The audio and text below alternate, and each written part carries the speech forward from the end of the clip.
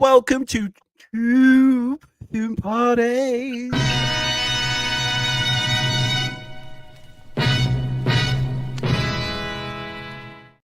Must be Italian. Episode 39. 39 episodes. Do you believe that? Did you just say 39 thinking you was Italian? 39. Yeah, that's what they say. That's what they say. That's what they call it. 39. Anyway, guess who we've got on tonight's side? Do you want me to show you? I know who he is. Yeah, I know who he is. All right, we know who he is.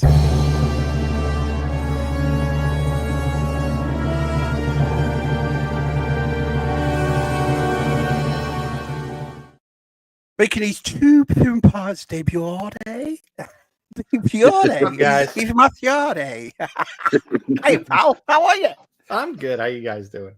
Oh, let's have a look who's come to see our Matt. Right, we've got over 35 people here already, so you absolute gems. Thanks, everyone. So Mr. Gerardi's here. Mr. Oppie's here. Oppie's Creations is here. The lovely Georgie's come. Evening, Georgie, lads in chat. Ooh, I'm fashionably early. Are you meeting up with Georgie at the end of this year? That's the plan. We were talking when I was on the Star Wars quiz, we were talking about that. So it's trying to, I know for like Thanksgiving, they're actually going to be out here. They know somebody in Melbourne. It's real close. So, it's just a matter of making it work. So, I think I might just have a browse down to Florida. Florida's a nice place. Always welcome, man. I might just drive down. Anyway, look who else is here.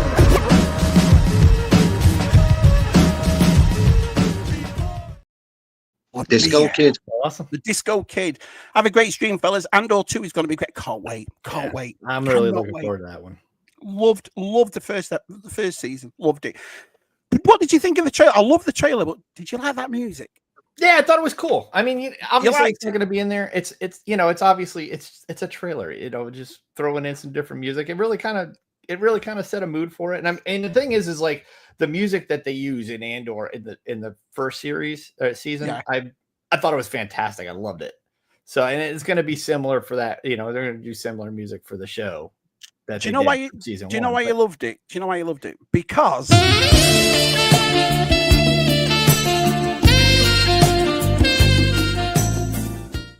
Because it's Star Wars. Of course. Because it's Star Wars. Did you like the music, Si? Or was it a bit like... I hated it. Oh, come on. Rubbish. Revolution and all that. That's not the 70s. What's going on here?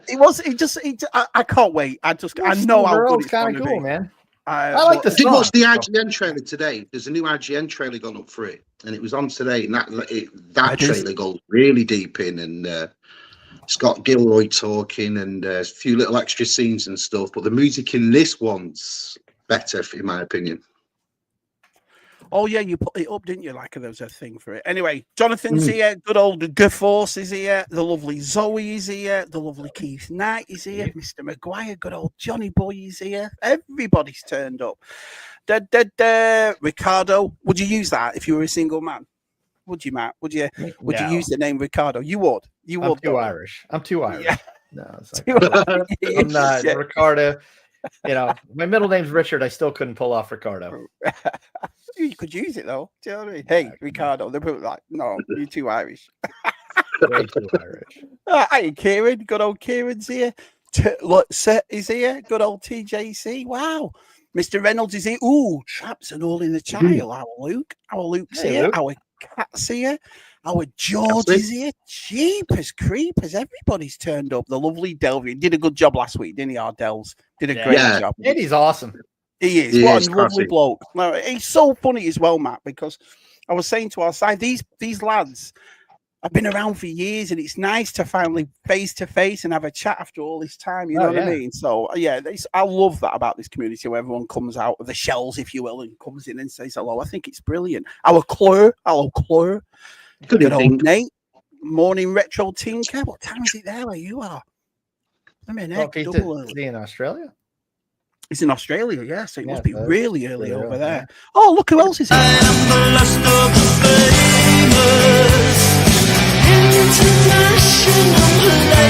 Playboys.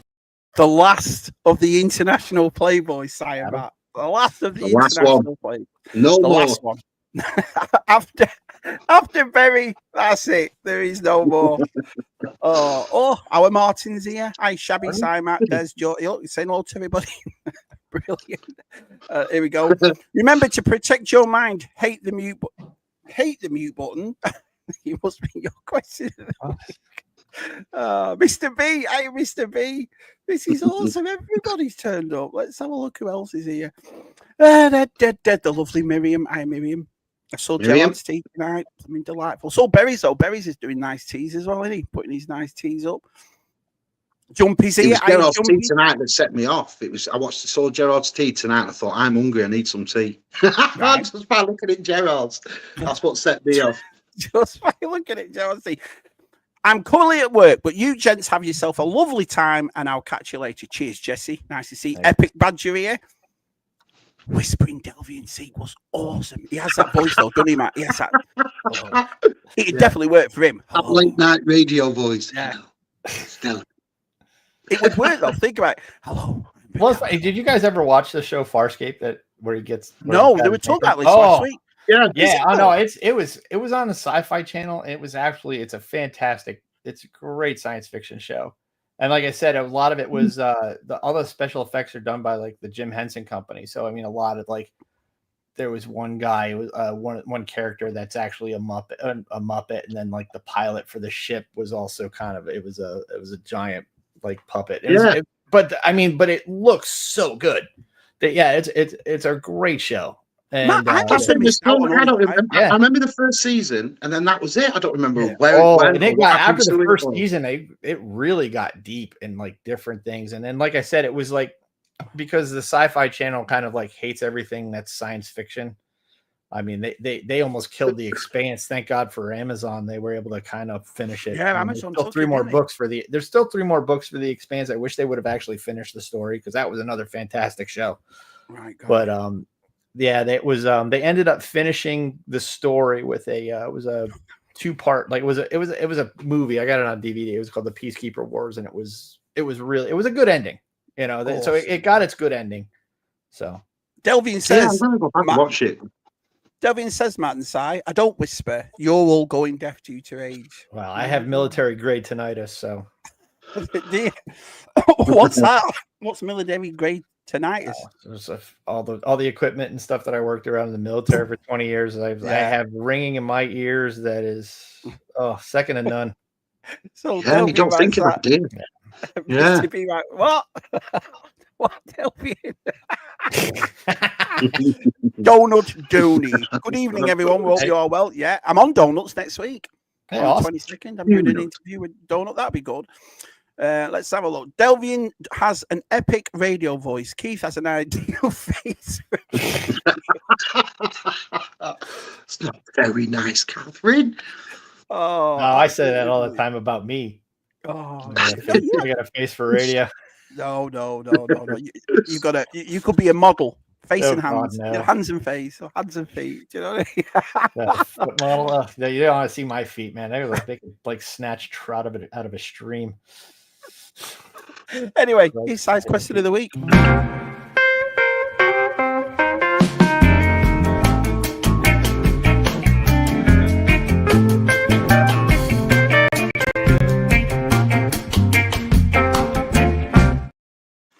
This is the part of the show where everybody leaves. So let's just get it big. Right. What's your question this week, our Si?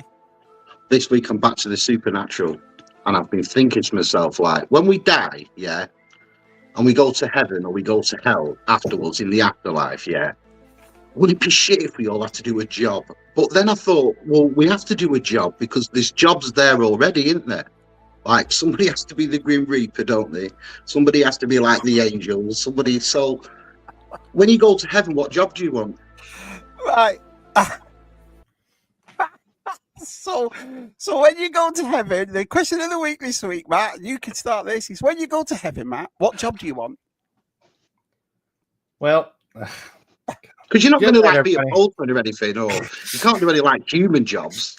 But there is jobs there because, like, the Bible and history tells us in the afterlife, you do have a job to do. So, what job do you want? I don't. I mean, it's one of those things. Is like it's supposed to be when you're done. Here your race is done. You finished the race, and heaven is your reward. But I'm gonna walk right up to heaven, find Jesus, and go, okay, what are your orders? What are you doing? What do you need me to do? All right, let's go. I mean, I've been his answer the whole fighting evil thing. It's just now going to do it on a different level. Mr. B's going to be a guardian angel. That's what Mr. B's going to be. So look at that. Martin's going to be an angel masseuse. So Coxie says, "Oh well, Coxie's not going." Well, no job for you. Coxie's going to be on the dough line in the afterlife. G-Force wants to be Sydney Sweeney's guardian angel, which is, I think that's that's a good job. I wouldn't mind that job. Yeah, I think a good job for you, Mark, would be when people die and they go to heaven and they're at the gates, you'd be a good gate person. Oh, hello. Oh, what did you do? Sorry about that. Where do you want to go? You'd be that person. You'd be a good pass her over, if you'll have me.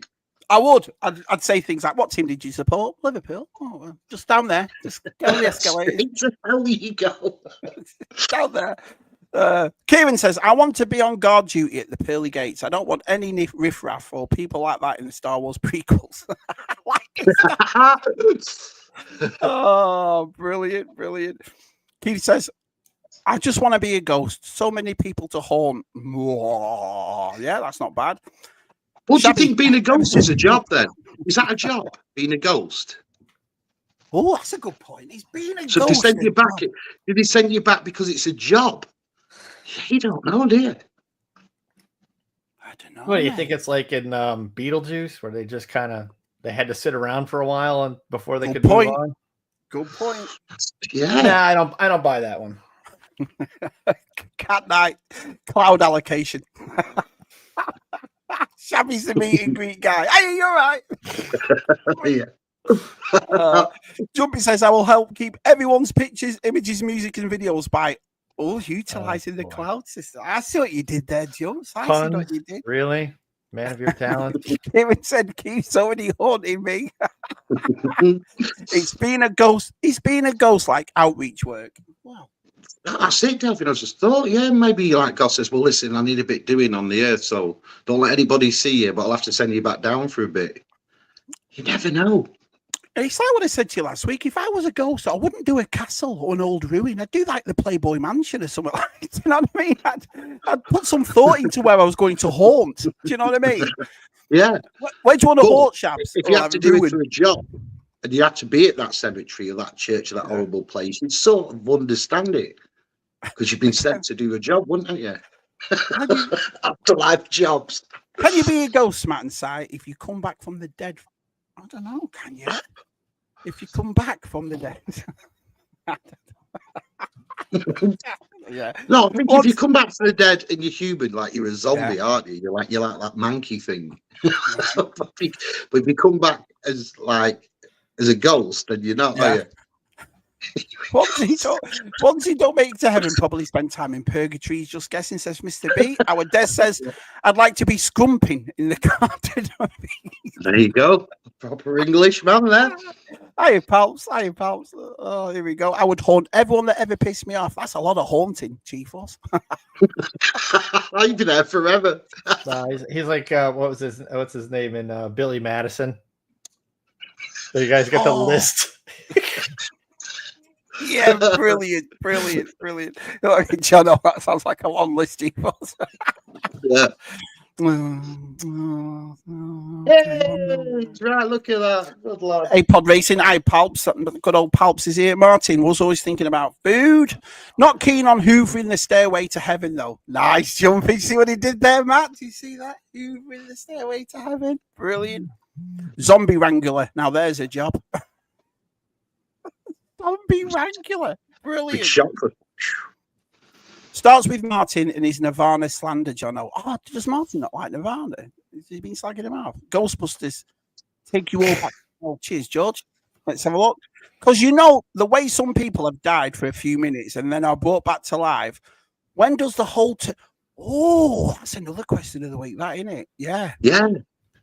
There must be a certain set of time, or again, you must like have to do a deal or something, or get a job or something that brings you back. Like, because I think, like, if there was something so wonderful and amazing, why would you even want to come back for a start? Do you know what I mean? So, must be a reason why, yeah, and a length time. There must be a reason. Retro says, I'm not sure I'd spend my afterlife in the Playboy Mansion. I would. Sure, there's some lovely ladies, but there's also a hell of a lot of wrinkly old rich men getting their gear off as well. Well, thanks for ruining it for me, Nate. I appreciate that. Just in ghost form. Nirvana won't be in the Heaven Music Library, Chief Force. Wow, there's something we've found out tonight. Imagine if you were being haunted by your dead self as a ghost.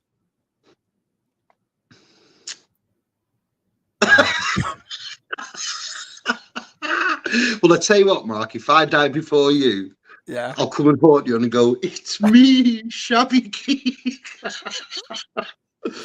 Just guessing, here we go. You're pushing your luck, pal, says G-Force to Martin. Oh, there's a better question than size will be. That's a better question than size will be, Jonathan. Cliff Richard haunts me, and the bastard isn't even dead yet. Oh, brilliant. People report seeing their bodies before they came back, so they must have been a ghost and got the sack. What do you reckon? Are we up with that? Yeah. Being brought back to life must be so disappointing to the Grim Reaper. Doctor is like, sorry. Sorry. Oh God, you have to come back. You'll have to come back. Do you know what I mean? Oh, brilliant. Matt Braid, right now. No, I'm good, man. When do I get to talk about Star Wars? Oh, we didn't tell him. It's not a Star Wars. We're just doing Supernatural 2 hours. We didn't tell him. That's Astral Bodies. Zoe T says, I'll dress up as a dinosaur and haunt the side. There's no ghost dinosaurs, is there? Because there's no dinosaurs. Absolutely. So there you have it. There's the question of the week. What would you do, Si? What would your answer be to your own question? I think I like Martin's. I think I'd like to be an angel monsieur. I think that would be a good job for me. I think they could be quite good at that. It was at this moment. Matt's collecting. We'll see what the magic trick brings up later. Oh, this only came on for magic trick. Oh, there's an old friend returning for the magic trick. There's an old friend returning. That's all I can say. There's an old friend returning for magic tonight. Brilliant. So we have the lovely Matthew on tonight. And Matt's collection, the YouTube channel is in the description, in the link below. So if you want to subscribe to our Matt, but you probably think to yourself, yeah, we know Matt. He likes his Star Wars and he likes other stuff and so forth. But what actually do you really, really know about? I mean, Simon, let me ask you, what do you actually really know about Matt's collection? Absolutely nothing. But what I can say, what we found out is astonishing. Well, the history is astonishing. Yeah, we went through the old Google and the internet, so we found loads of pictures of Matt. So here is the life of our Matt.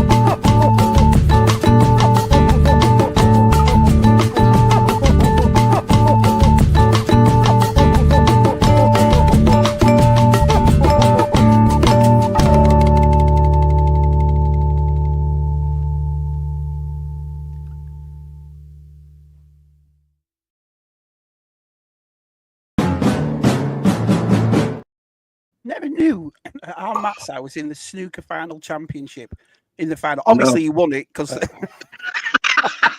He definitely won. Because Martin always comes in second. Oh, I didn't want to say that. Matt, you know what I mean? But obviously, he won. Do you know what I mean? I don't know. I saw the one shot with the Speedo, and I just started jabbing stuff into my eyes after that.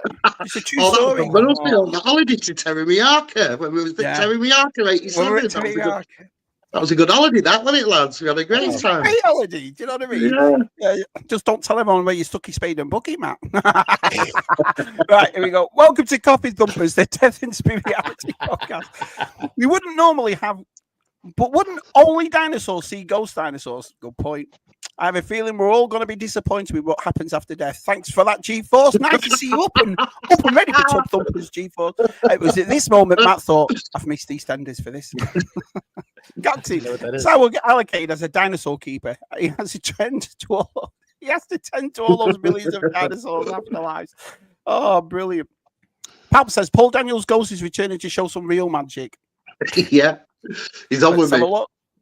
Good old Steve. Hi everyone, missed this one because I was watching EastEnders. Here we go, Mr. B. I've subbed to Matt. Sorry, I thought I was Mr. B. There you go. Already, you see. You and your speedos, Matt, makes everyone want to sub. You know what I mean? They're going to be so disappointed when they see Star. Where's his underpants? Brilliant. Let's have a look. Lord Mavaldi said, got my retro Star Wars figures. So happy chappy. Did you order them today, Matthew? Oh, the Star Wars ones. Yeah, I'm kind of staying away from those. I like them. Don't get me wrong, but I'm at the point now where I'm kind of getting a little more. I have very little room in here. Yeah, and I understand what you mean. Now you're picking what you actually all the retro stuff that I got. I didn't get any of the ones that would be anything like. It was all the new media stuff. I stayed away from, with the exception of the Bounty Hunter sets.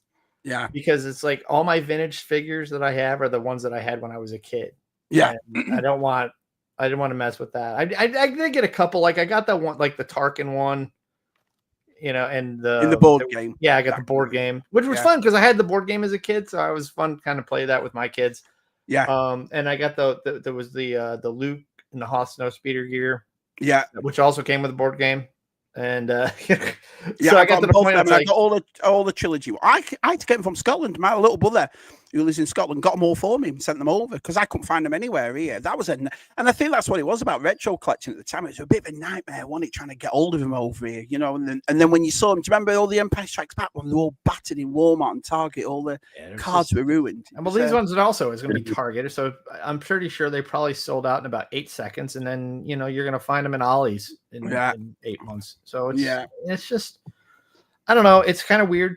I mean, my focus on with figures is like, I like the I want the definitive version of a figure, like the Luke that just came out.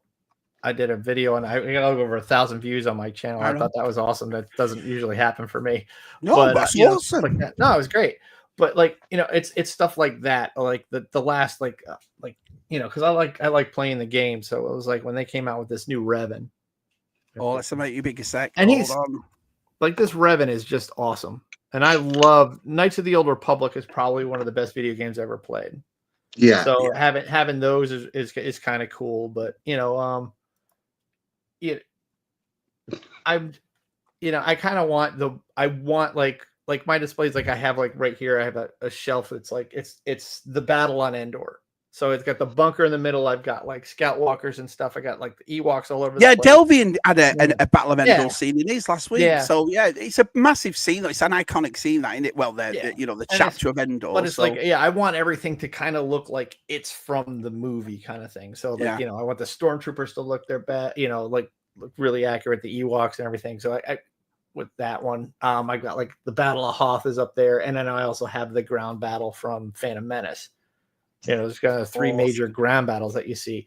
So I try to have it set up, and I want, so the retro figures, which, is I love all my vintage stuff. That was my childhood. This was like my favorite childhood toys. Don't get me wrong. So I love the nostalgia factor of them, but it's just not something that I pick up anymore. So Retro says, I have actually most stopped buying vintage collection and focus on the retro collection. Yeah, that's great. I know a lot of people are doing that. And that's one thing I've always liked, because everybody, we all have these collections. It's like, and we all collect differently, and I love that, Yeah.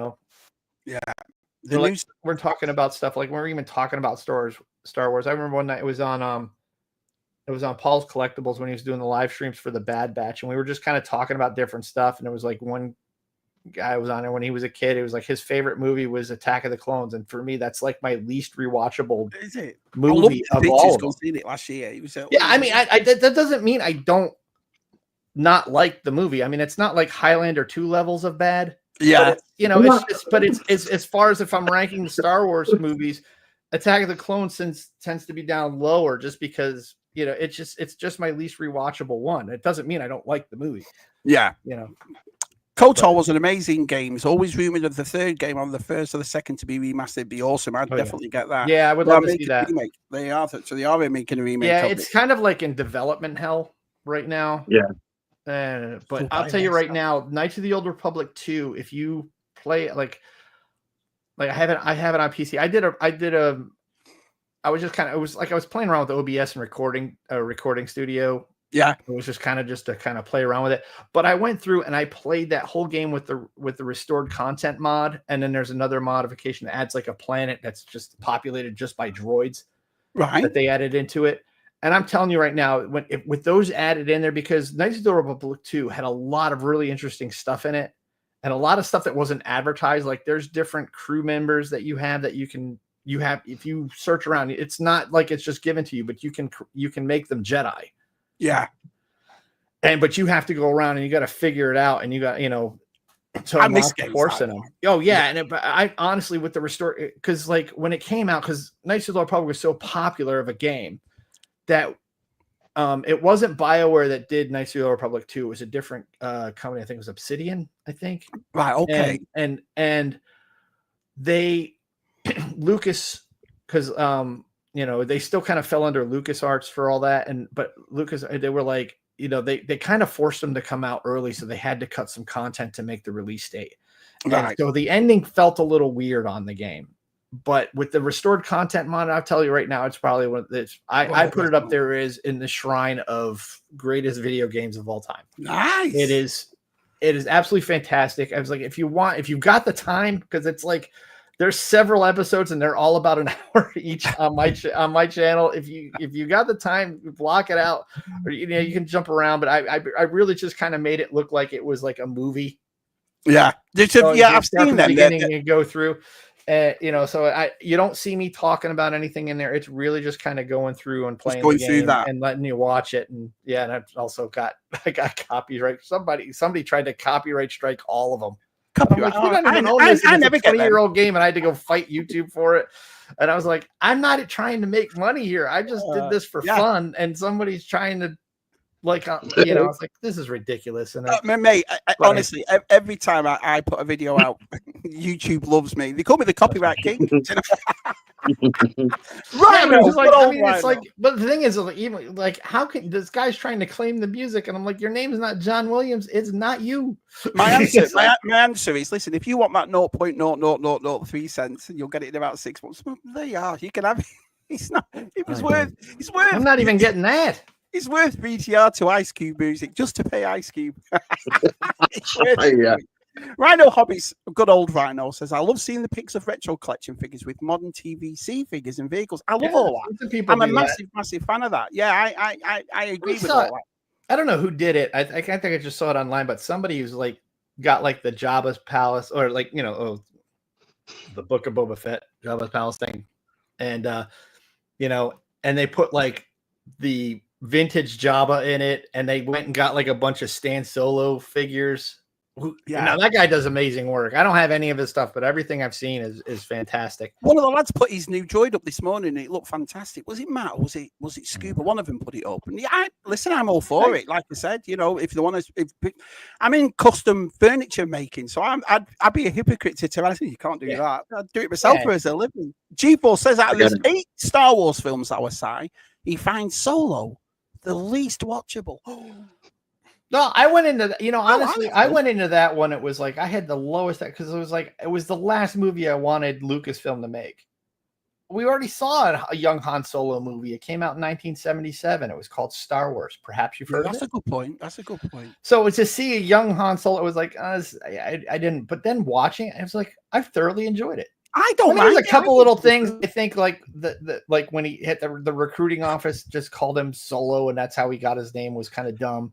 Yeah, I'm not saying it's a perfect movie, but I mean, a heist film in Star Wars, it's set in Star Wars, the Star Wars universe, I thought was fantastic. So you honestly could have changed everybody's name in that, and just it would still have been fun. Yeah. So your least watchable is Phantom Menaces. Our G-Forces is what is it? Is Solo. Si, what's your least watchable Star Wars movie? Least watchable. Least watchable is probably The Last Jedi. I think that's most top of everyone's list, I'd say. But yeah, probably The Last Jedi. Yeah, but Solo's up there. I didn't like my oldest kid thinks Rise of Skywalker is his favorite movie. That's what it's all about, isn't it? Like, I don't know if he's trolling me or not on that one, but no, because I'll tell you something. I've never sat on the fence with any excuse of anything. I'm not a fan of the sequels. The most rewatchable of all the sequels is The Rise of Skywalker. There's enough C-3PO in that. There was enough as a story in that I actually didn't. I didn't hate the Rise of Skywalker. Do you know what I mean? Yeah. I think the hateness had gone with the last one. I went to the cinema to see the last one just to finish it off. Again, it was as dumb as the rest of them. But out of all of them, that to me was probably, if I had to watch one of them, it would be The Rise of Skywalker. It would be. You liked it, didn't you? I thought it was. It's not that I liked it. Like I said, it's as dumb as the rest of them, but it's the most rewatchable. If you had to sit through these sequel movies, that would be the one you think it's sort of improved here. Do you know what I mean? And in my opinion, it did. Do you know what I mean? It didn't save Star Wars. It didn't go on to save that trilogy or anything. But it's the most rewatchable. Would you like me to give you both a hot take? The Rise of Skywalker is the only movie I have not seen at the cinemas.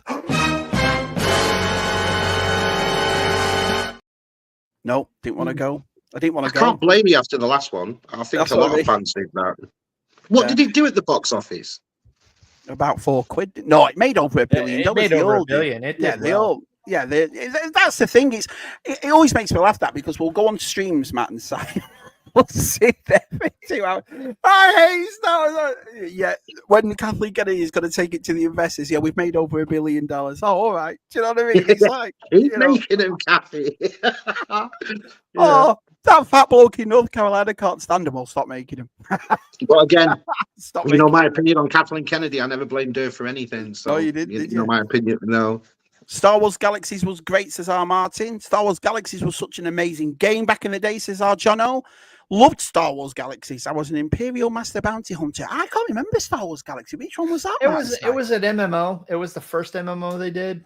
And then they did the Old Republic, which is I would rather if they'd done a proper Knights of the Old Republic 3. There you go. But I lost about 6 months of my life with that. That'd be great. That's why I didn't play it. I mean, I think Matt, I don't play any of those types of games. Yeah, you look at games the size of games today and how much money's involved in them. A Knights of the Old Republic 3 would have to be the biggest game. You can imagine the money that would have to be spent on something like that. It would. The world today, like the Grand Theft Auto, taking nearly 13 years in development still. Do you know what I mean? And it's going to have to be on that level to, I think, get another one out. But it depends on these remakes. These remakes take off. I mean, I'll be buying them. I can't wait for the remakes to be made. Do you know what I mean? And what happened to that Star Wars Outlaws? No one talks about it. No one. I love that game. Is it good? Because I never got it. Very good. I think it was. You've got your typical people that like their, like the little hate clicks that'll just hate on it for the clicks. But I played the game. I mean, I'm not saying it's a perfect game. I mean, it got a little buggy in some spots, but as far as it was a pretty good open world game. You could run around and do everything. I went around doing different contracts and stuff, and I was like, I should probably get back to the story. Yeah, at some point. It was like you're standing outside Jabba's palace and you're just looking at it. It's kind of cool. I remember Battlefront when it did that. That's all I did was just stare around at everything. Do you know what I mean? When there's a moisture farm, looks like the Lars Homestead. You just go stand. I could stand there and watch the sunsets. It was fun and doing the mission. It's a lot of stealth mission stuff, and that kind of turns people off. Yeah. Or the police outside. No, Des, I think Si's got his TV on side. Everyone thinks the police are outside your house. They're finally coming for him. No, it's I've had my eye on the Liverpool match, but it's over. Oh, absolutely brilliant. Nice, Dobby. And I pop in every now and again when there's a new story released. What Mr. B said. ESP, Empire Strikes Back is the only one I haven't seen in theaters. No, I probably didn't see Star Wars in but I did when the limited edition in the Empire Strikes Back opening day in the theaters in 1980. And I remember because like it was at the movie theater in a mall, and we had to stand in line all day. It was like you stood in line to get tickets, then you had to stand in line for the seats and everything. I remember it was all of us sitting there waiting to go see this. And then it was, there was like a pizza place down the mall. We sent my mom down to go get pizza so we could eat that while we were waiting. That was a fun day. Oh yeah. Quickest way to start a fight in a Star Wars shocked. Group. You did, yeah. Quickest way, Joe says, to start a fight in a Star Wars group is The Last Jedi is the best Star Wars movie. Even I don't say that. Shabby makes two of us. Can you believe me not going to see a Star Wars film, not even seeing it? I know. I think the novelty wore off, and it's funny this because I have done a lot of ranting and pissing and moaning about it, but I love Star Wars. It's up there. I mean, I'm preaching to the choir here. We all do. And after that last film, I didn't. It's like when everyone was saying unsubscribe to Disney. I thought no, because one day something will come out like Andor or like The Mandalorian or like The Bad Batch or which is brilliant. So I purposely didn't go because I didn't like that feeling. I didn't like that pissed off feeling I got. Do you know what I mean? Like, oh, this is crap and all that. So I didn't go. So that's why. Jonathan Redmond, a spent force. BioWare has spent force, are they? So worried about Mass Effect. JT, he loved The Rise of Skywalker in cinema. Watching it later, he hated it. It looked good on the screen. I mean, the space battle at the end, there's that part when Lando comes in with the Force behind him. That was really a cool shot. I just loved the way he started that. I loved it. No, I hate it. I looked at the clock halfway through wondering how much more of this crap is. I did watch it, but I wasn't. Listen, I've never watched it again. And same as The Last Jedi, I won't do it simply because I don't want to get that feeling back. You know what I mean? So that's my feeling. Well done. Offering Star Wars Galaxies with our own guild called RBEU. Played it for 5 or 6 years, probably the longest ever MMO I've played. I can't do it. I can't play an MMO, man, because it's like the time suck. Get to Matt's Tub, Shabby. So you're losing all these viewers with his Star Wars stuff. Well, what do you think is going to be in Matt's Tub? Gem. Let's have a look. And I think he's the only viewer in here. No, we got not nearly 15. It's great night. It's been brilliant so far. The Last Jedi patch came in and ruined it, and later was replaced by the Old Republic MMO. Right. TJC says he still hasn't played. No, I haven't. But I'm tight like that. I don't like paying for games for work. I like games when they're about 15, 20 quid in CEX, and I go and get them dead cheap. I didn't play Jedi, the first one. What was it? Fallen Order, was it? The first Cal Kestis game. Oh, yeah, that's a fun game. Survivor. Yeah, it is. I didn't play that for about 18 months later because I didn't want to pay like the money for it. I paid about 15 quid for it in a second-hand shop. I thought that'll do. I don't like paying loads of money on games. Yeah. I just don't. So Jonathan says right here, it's Outlaws died. It's funny, Jono, because that's what I was thinking. Of all the games we talk about, I don't hear anybody talk about Outlaws. And I know, but the people like Matt, and I know Martin loved it. So I mean, it's not, like I said, it's not a perfect game, but it was a fun game. I mean, especially because it takes place between Empire and Jedi. So like when you get in, when you finally get to the point where you get enough reputation where you're good in with the Hutt cartel and you go in Jabba's palace, there's a part Han Solo's in carbonite on the wall. Oh, and there's a neat little cut scene with that. Like, what'd this guy do? I'll definitely play it. There's a lot of fun stuff in it. I mean, there's a lot of neat little things in it. It was a fun game, and I played through the story. And it's like every once in a while I'll go and I just want to play like a mission where you're stealing stuff from the Empire. It's a lot of fun. What would you say is your number one favorite Star Wars game you've ever played? That you felt like you're in Star Wars. For me, I've played, like I said, every Star Wars games there is. I loved Bounty Hunter back in the day. That was a great game.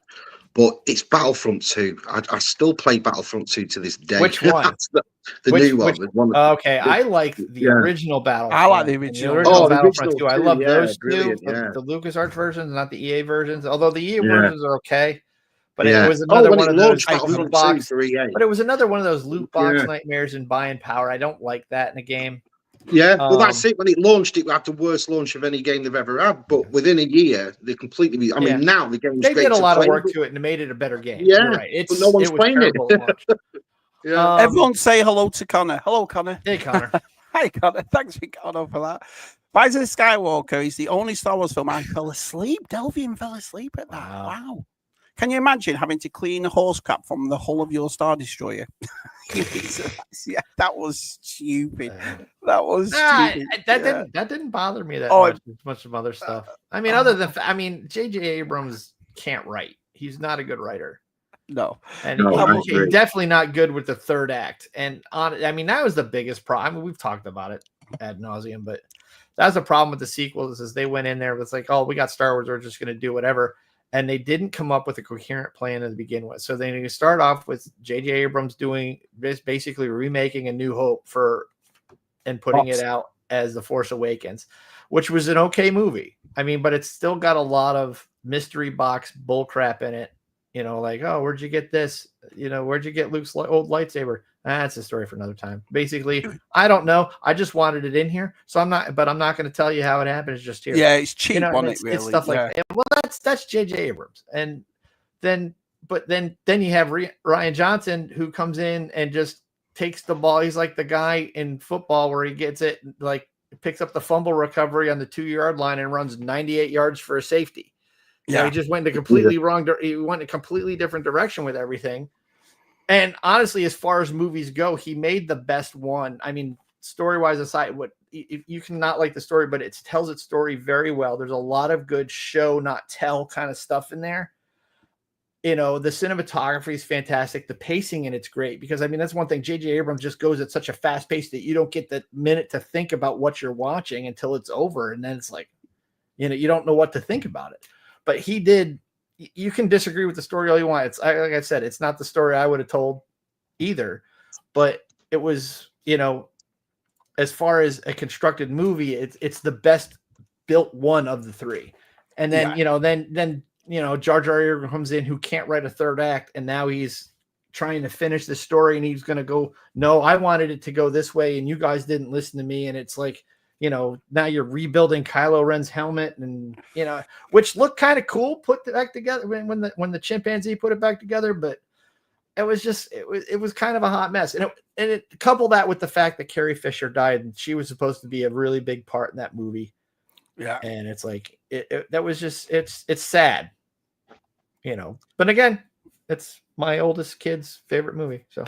It's funny because we're going. All the lads are putting all the games out, and they're all going for different games. Connor says, listening to people defend the sequels is like listening to a cuckold husband defend his life choices. Empire War was great. Wow. There's a story to the sequels. There's pals. It's not a good one. I'll admit it's just because they didn't sit down and write it out. But you know what? The author, all the writers that did the New Jedi Order, it's the same thing. You had this one thing that they were building up. Han and Leia's third kid, Anakin Solo, to be that he was like unlocking this thing with the Yuzhan Vong and everything else. And then I was like, oh, this is going to be really great. And he died in the next book. And it was like, you know, it's like, oh, you think this is great? Oh, I'm going to kill him off. It was just dumb. I was like, why do you have this build up to kill it? It's like, it's like, it's why I don't read George R.R. Martin books. You know, kills everyone off. Oh, yeah. Well, it's that the fact I started watching Game of Thrones before I read Game of Thrones. So I started to read the first book, and I'm like, I already know what's going to happen. This guy's going to die. I don't know. It's like, I'm not going to get emotionally invested. It's hard. I should have read the books first. Well, the first 45 minutes of Tub Thumpers has been very eventful. We've had galleries, we've had stories about ghosts, we've had Star Wars, we've had the movies, we've had the trilogies, we've had games. But what we're really here for is to look at what Matt's got in his tub. So, without further ado, hang on a minute. What have I pressed there? There it is. Hang on a minute. What's going on? Why is it not working? There you go. There it is. There it is. Without further ado, Matthew, show us what's in your tubs. Okay. I did not pull any tubs out of the attic for this. Okay, thanks for coming on, Matt. All the best, Evan. I went a slightly different route. It's okay because I was afraid it was really going to end up like watching a rerun of Dez's. Oh, I got this because it said Star Wars on it, you know, kind of thing. So I wanted to stay away from that. But I did find I've had them in my closet for the longest time, and I haven't gone through them in years. I have 4 of these long boxes of comic books, and it was like one of the Thursday night episodes you guys did a couple weeks ago. You guys were just talking about comics, and I was like, "Oh man, I got all these great ones." And I was like, and honestly, I mean, there are so many in here. I don't even remember exactly what I've got in all of these, so I figured we could just kind of go through these for a little bit. Go through whatever you like. And I'll tell you what, it's not all Star Wars. There's very little Star Wars in here. Awesome. There's some. All right, so I'll start with this one, and of course, we're starting off with Star Wars. Mr. B says he's got the same shirt as you, Matt. Yeah, I got this for Christmas. I love it. It's a really funny shirt. But I got some. This is starting off with a Dark Horse Star Jedi like Infinities. So basically, it's like a what if. Marvel's what if. So would you say you were a comic book collector? Because I've got a bunch of Star Wars comics here, but I never really talk about or go on about them and so forth. It's always the toys for me. I did for a while. It was kind of that. It was like, after 83, when, I thought Star Wars was over in 83. That was it. There weren't going to be any more. And, jeez, but I kind of started getting into reading comics. I was reading a lot. I got reading Spider-Man. Yeah, that's really where I started off, and I got some really good ones from back then. Like it was like some really good stories, like the death of Jean DeWolf is in here. There's one like Kraven's Last Hunt, I think is like probably one of the best Star Wars stories I've ever read. I've got like the Joe Straczynski Spider-Man run from like early 2000s. Right. And he did, because that was, I kind of jumped out in the 90s because comics just, I mean, the comic industry almost went bankrupt at the time. Because Marvel almost went, that's why they sold off Spider-Man to Sony and everything else in the 90s, because they were losing money because it was just the glut in the industry, And it's funny, you look at Marvel now, you never thought that would have happened, would you, Si? Do you know that what I mean? happened twice. Marvel's been bankrupt twice. It happened to him. Yeah. Wow. Industry was dying off. Yeah, and then and then they teamed up with Disney with the MCU, but like here's one. This is Amazing Spider. God, I'm trying to remember one. Yeah, this is part of the Joe Straczynski run. Yeah, great the artwork in that era was really good too. Yeah, so here's so I got to get backing boards for some of these. Yeah, so apparently because I always buy more than one. There's like a whole series of Return of the Jedi Infinities where you have like Luke and Leia going after Vader and stuff. And this is, I think, though, if I remember, this is the one where it ended up where like the Emperor gets away and like Vader survives, and they have it at the end. He walks out in the white armor. They made a Black Series figure about it. Yeah. But then some more of the Joe Straczynski run here. There he is going up against Loki. Wow, there's a little bit of glare. Sorry about that. But some more of these Infinities. Yeah, have you heard of the Star Wars Infinities? They're kind of like a what if kind of story. Like I remember they started off with like one-offs, like what if like Luke's shot didn't destroy the Death Star. Yeah. So it ends up like Leia ends up getting captured by the Empire, and they bring everybody to Coruscant. Like the people on Yavin, a lot of them are captured, but like Luke and Han and everything, they scatter, and like Luke's like, I think it was like Han, he stays on with like Han and Chewie, Luke's with them in the Falcon, and then he starts getting the visions from Obi-Wan. He's like, you got to go to Dagobah kind of thing. So he goes to Dagobah, and it's like Han and Chewie take the Falcon to Dagobah to get him there, and it's so funny because like when they're standing there waiting for Yoda to show up, and Yoda does the same thing, like, and he's like acting like this old hermit, and not, he's kind of just testing Luke's patience, and Han's like, kid, he's playing you. That's Yoda. It was really kind of cool. It ends up with them going and finding Leia, and like she's been groomed to be the Emperor's next apprentice and stuff. It was really kind of cool what they did with them. Mr. B asks, were those from the 80s, Matt? I think my brother was collecting them. Late 80s, early 90s. What is this? Wow. Okay. Oh crap! My wife's answering something. I can't answer her right now. You can answer it if you've got. No, because it means I got to leave the room. I don't know. We'll have to figure it out. But yeah, this is more of that. I went back. I actually got to go back and get these when I found it. Joe Straczynski wrote he created the show Babylon 5, which I still think is probably the best science fiction TV show ever. And it really set up a lot of stuff like Stargate SG-1 and everything. Des says they did a few Infinity comic books 2-packs, a White Vader, then he turned into lights. Yeah, I've got the black series of that. Remember, it came in the box and it was like the Infinity. Yeah, I've always collected Vader figures, so even I ended up picking up that. I love the artwork on some series.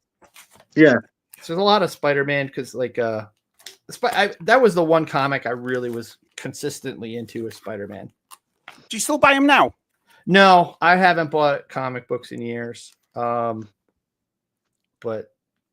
yeah, like this is the one they started to bring Gwen Stacy back, and then I heard recently like, hey, they're bringing Gwen Stacy back. I was like, they already did that. They've already done it.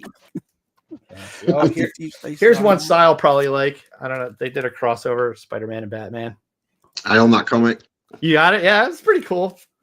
I got some the old like Dark Phoenix Saga X-Men. So I got some old. Wow. I love the Dark Phoenix saga. I loved it. Did you not? And yeah, it's never really been portrayed right in the movies, has it? Like they always go for that, but it never. It's not that book, is it? It's not that run. Yeah, let's see. Infamous storyline where Gwen Stacy was bonking Green Goblin. Absolute shit. Yeah, no, I didn't like it either. I thought that was really kind of it was really kind of just terrible. This is like X-Men? Back in the 90s. This is when I started getting into the glut. So there's Shattershot. I've got a few. Let me. Wow. Yeah, there's some awesome ones. God, yeah. Like X-Men. I said, X-Men and stuff I was really kind of into in the late 80s, early 90s. There's some, let's see. I got like X-Men Unlimited. So this next Marvel phase in the movies, you must be looking forward to them with X-Men coming. I think I want to see what they're going to do with it. I really am kind of, when they I mean, if you watch the new Captain America movie, they bring in adamantium. So, and and depending on how they're going to do, like with Deadpool, because they kind of already had Wolverine in there already. So you have those. There's some. Yeah, this is some older one. Would you like to carry on, Hugh Jackman? Carry on, so I'd like to see a new Wolverine. Oh, I think they're gonna keep. Yeah, it's gonna be like he says that they're gonna maybe you do this in your 90s, and he's up for it though right now. Because I mean, when he did Logan, which I thought was a great movie, they were they were like he was gonna be done with the character, but then they decided to bring him back in for the third Deadpool movie, and they don't have any more plans to do any more Deadpool. Except maybe like no standalone movies for him. They might show up somewhere, and I'm okay with that because I love the 3 movies that they did. Yeah, they were great. Yeah. So, question for Matt: what is your favorite comic book? That's a good question because I'm not really sure of all the. I have the last issue of the original Marvel run of Star Wars. It's issue 107 is in here somewhere. I think that one kind of stands out because it's the last one. I would the Kraven's Last Hunt ones that I have. I have Todd McFarlane's Spawn #1. I have some of his Spider-Man, his original Amazing Spider-Man run is fantastic because we really changed the art. He kind of changed the game on comics, and so those are really those are kind of fun ones. Matt, are those X-Men annuals still in there? Yes, I probably bought multiples of all of them, so I have one to open and read and one to leave pristine. Crony and Colors were all the age. I ordered hundreds. I got tons of these things. It's here's. I didn't have a whole lot of Deadpool back in the day, but I do have this one here. All right, Deadpool there. I'll skip ahead. So if you're like X-Men, there was also Excalibur. So it was like, it was Phoenix. She just because like her X-Men when she kind of just disappears in one episode, right? And then she comes back in a new title. And it was like a year or so later. But it's Kitty Pryde, Nightcrawler, Captain Britain, and I forgot who the blonde chick is. But I thought it was kind of cool that they brought those back. Excalibur. I've got some. So Kieran says original Deadpool miniseries is worth big bucks now. Is it 5 star? I know. It's like I said, that's one of the reasons why we did the thing last week on comics, because I've been buying them and so forth. And I remember watching John Rule, Action Figure Grader, saying some of these newish Star Wars comics. Yeah. And it's kind of beat up, because this was like, I was just a kid, and I was like, I probably read this thing about 100 times, because it's like Vader and Luke are fighting, having a duel on this planet. And it's really kind of cool. Then there's this one here where you see later, this was one, it was like Luke and Leia are on a ship, and it ends up outside of the galaxy, out in the void. It was really kind of interesting. I tell you what, going back to that Firestar then, I mean, for the lads in the chat that collect Marvel Legends, do you remember how fast that Firestar figure went? And I don't know why it just went so quick, it just disappeared. I think it's a lot of nostalgia, because if you remember back when I was a kid, there was Spider-Man and His Amazing Friends, where Spider-Man was leading a superhero team with Firestar and Iceman. Yeah. And because they were both X-Men, there is an episode of them with the X-Men. The X-Meners show up, and it's like they got Wolverine in there, and he just sounds so weird, like with it, because he's Canadian. They tried to give him this weird Canadian accent. Like, here's the 100th episode of the original Marvel Star Wars. Wow. And then 7 months later, they finished it, and they changed the art style and everything. It was really kind of weird. Yeah. But I've got some, I guess a lot of Dark Horse, like Dark Empire. Yeah, Dark Empire. This is basically the story of Rise of Skywalker when it comes to Palpatine. I mean, they literally took lines from this comic book and used it in the movie, and I could not stand this. I hated the story. I still do. That's one of the reasons why it always pissed me off that they called it Legends, because I thought you've taken everything from Legends anyway. Yeah. So why do that? Do you know what I mean? So, I think it was just to kind of free them up. And then, they kind of aped it, a lot of it anyway. But like, I did not, I love the artwork in that book, but the story was absolute crap. I just didn't like it at all. But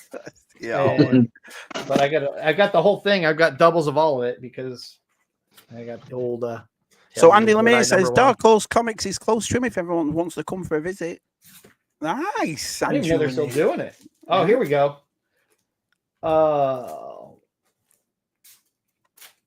This is the Aliens versus Predator movie they should have made. So what's that? It's the first Aliens versus Predator comic book. This came out after Predator 2. It's a Dark Horse book. And if you remember, there's a scene like when Daniel Glover is on the ship, on the Predator ship, because he's chased them back there. And there's a trophy case where there's like humans. You've seen it earlier in the thing where they put human skulls and stuff in it. But one of the things is in there is the skull of a xenomorph. And they just did it as an Easter egg. Right. And people went nuts over it. And then Dark Horse made this story.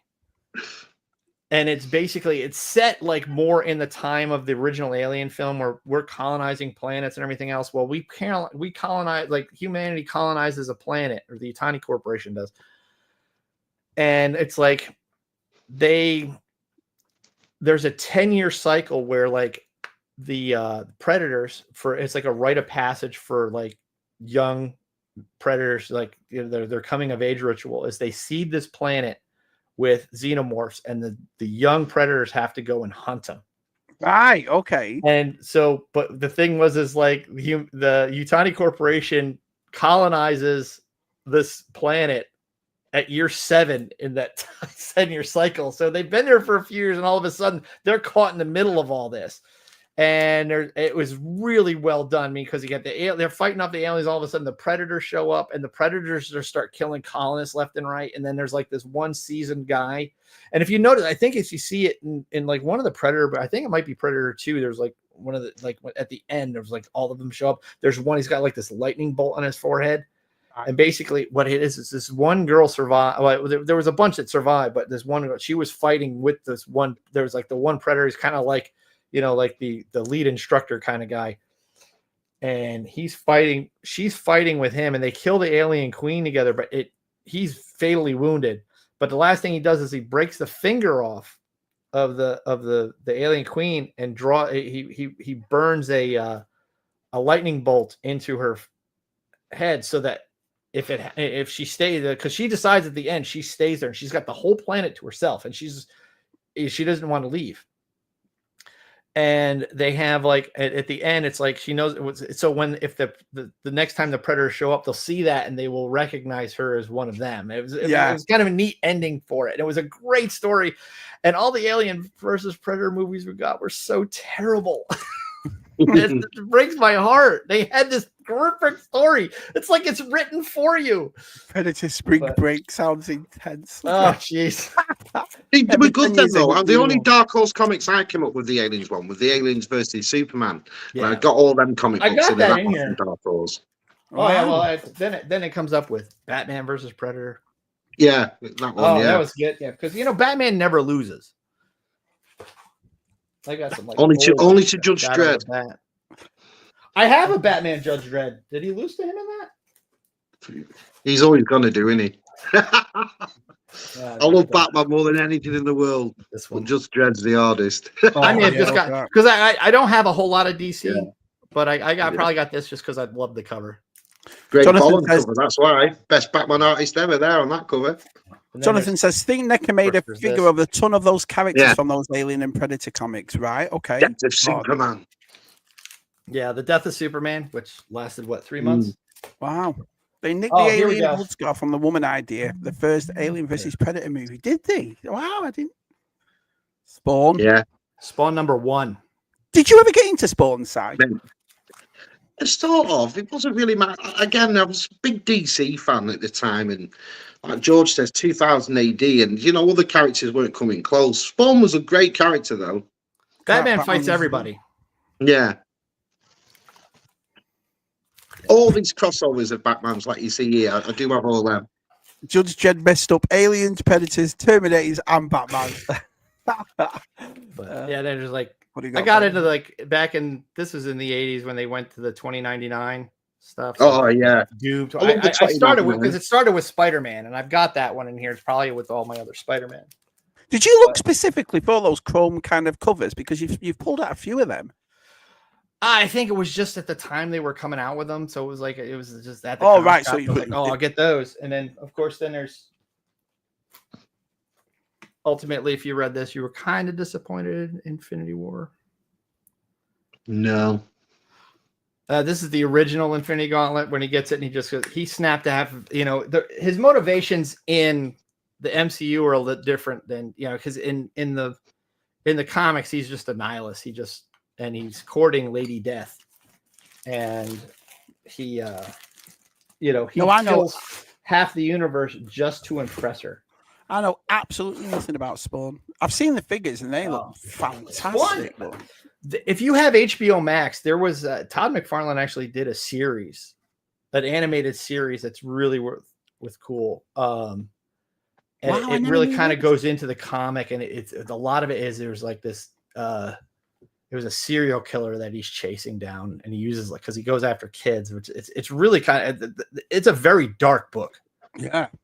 And the storyline's because this guy uses an ice cream chuck, and he takes kids, and it turns out he's like the senator's kid, so he's kind of protected, but Spawn goes after him, and it's really well. And they made the comic story, they made that into an animated series on HBO, back in the early 90s. So maybe? Is he an anti-hero then? Is he an anti-hero? Well, Spawn, he was like a CIA or he was an assassin or sniper, and he dies, and he makes a deal with the devil to come back because he wants to see his wife and kids and make sure they're safe, because he was actually killed by his own people. Wow. And of course, the devil being who he is, he comes back and he's completely different. He can't turn himself, his face is all messed up because he was burned up. And but the thing is he has so much power. The deal he makes is that once his time is up on Earth, he's going to be the leader of Satan's army. And it's so, but the thing is all this stuff he's done, he's a person, but he's a good man at heart. It's just, the things that he's done. Yeah. And he made this deal with the devil, but so And I got like about the first year of the comic, and I kind of stopped because there was one episode where like there's an archangel he's fighting, and like he picks like something. It was like, if you notice in the comic, like he has like there's like a timer, like it's almost like it stands in the Argos. Every time he uses his power, that drops a little bit, and when it goes to 0, he's done. Right. And then there's a point where like he's fighting this archangel, he picks up like her weapon, and all of a sudden you see the timer go to 0, and he just disappears.